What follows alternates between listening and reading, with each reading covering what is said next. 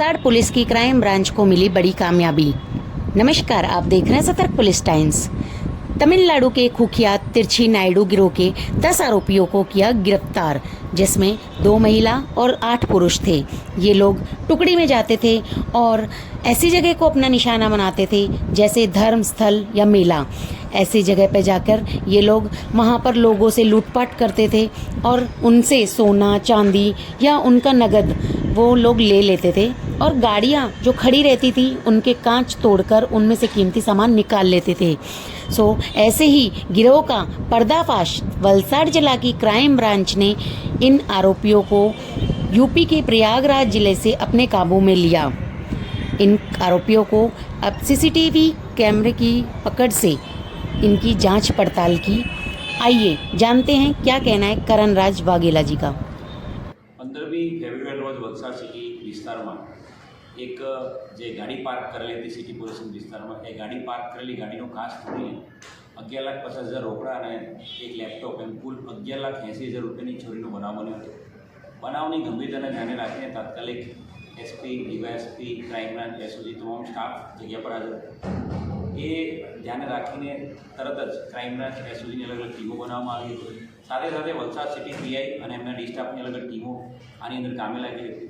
વલસાડ જિલ્લાના જે ગુજરાત સરકારના જે ગૃહ વિભાગના જે CCTV command and control Netram જે વલસાડ સિટી ખાતે કાર્યરત છે, એ નેત્રમ સીસીટીવી કેમેરાના તમામ સીસીટીવી ફૂટેજીસ ચેક કરવામાં આવ્યા હતા અને એના આધારે આજે બનાવને અંજામ આપીને જે ભાગી રહેલા લોકો છે એને પ્રોપરલી ફોલો કરવામાં આવ્યા હતા અને આ જે આરોપીઓ ભાગ્યા હતા જે ચોરી કરી એને વલસાડ સિટી વિસ્તારમાંથી પકડી પાડવામાં ગઈકાલે એક મોટી સફળતા મળી છે।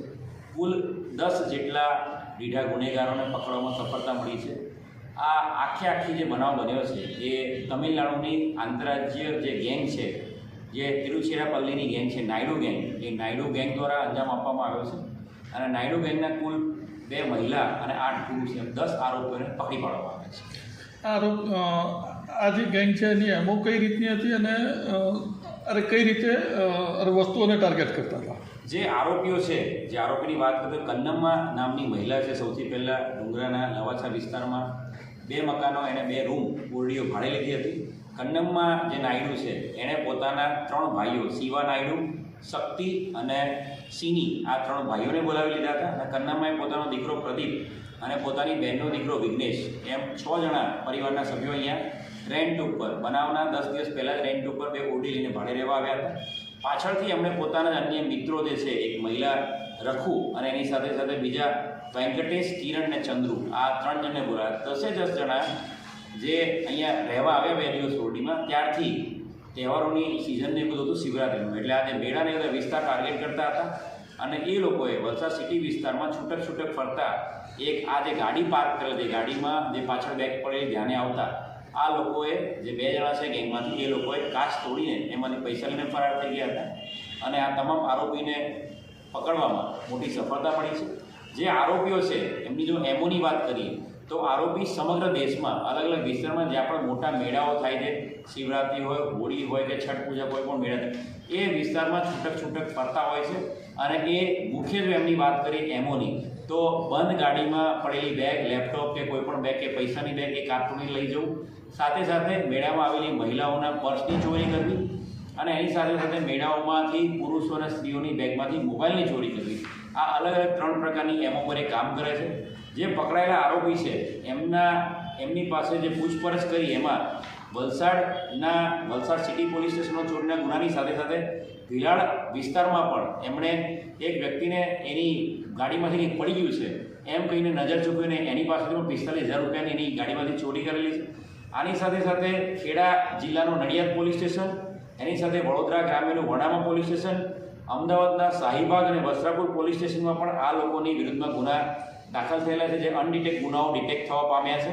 આ ઉપરાંત સમગ્ર ગુજરાત રાજ્યમાં કચ્છ, સુરેન્દ્રનગર, એની સાથે સાથે બનાસકાંઠા, એ ઉપરાંત ઉત્તર પ્રદેશના પ્રયાગરાજ, પશ્ચિમ બંગાળ અને મહારાષ્ટ્ર અને મધ્યપ્રદેશમાં પણ આ લોકોએ અલગ અલગ જગ્યાએથી જે યાત્રાઓ, સેવાની બાબાની યાત્રા હોય કે પછી પ્રયાગરાજનો મેળો હોય કે ગંગાસાગર ઘાટ ઉપર જે મેળો હતો, એ બધી જગ્યાએથી મોબાઈલના ચોરી કરેલાની પણ કબૂલાત આપેલી છે।